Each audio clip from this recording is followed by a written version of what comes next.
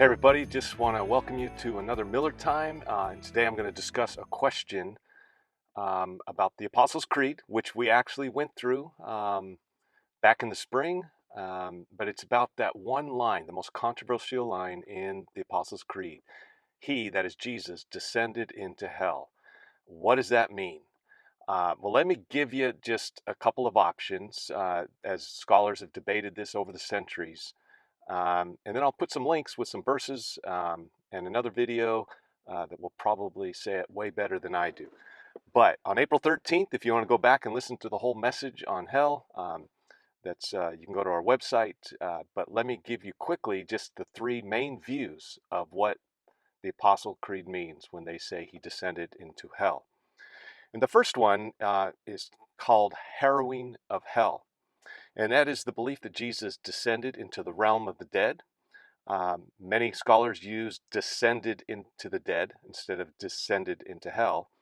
And this is based on the translation of the word Hades and Sheol. And so there is differences of opinions on what that means. But many believe that it is just a place of waiting for the final judgment, which will come when Christ returns and proclaim victory over death and sin and liberate all those who are righteous souls who put their faith in Christ before that coming. And so the harrowing of hell, it's a place of waiting.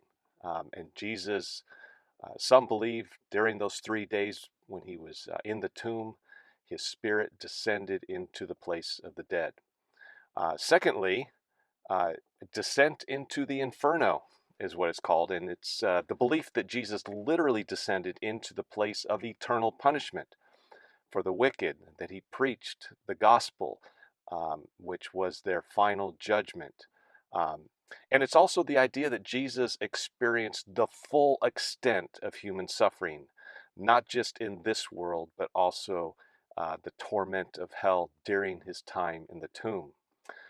Very few people hold this view. I don't personally, but it is one of the three. And then the other one is the realm of the dead, the realm of the dead. And again, this is based on the translation of Hades or Sheol. That's Greek, Hebrew, which is sometimes translated hell, depending on the translation.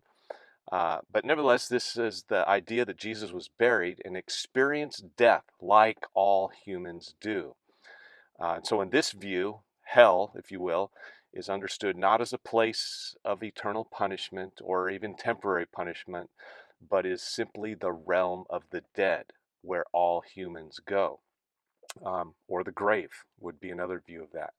And this is to emphasize the reality of his death, burial, before his triumph over death. So there's the three views. I'll put some links to some more information on this subject, but thank you for listening. And just a reminder, Sunday we continue our series on the separation of church and hate.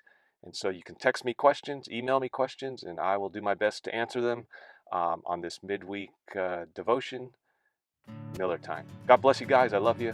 Hope to see you soon.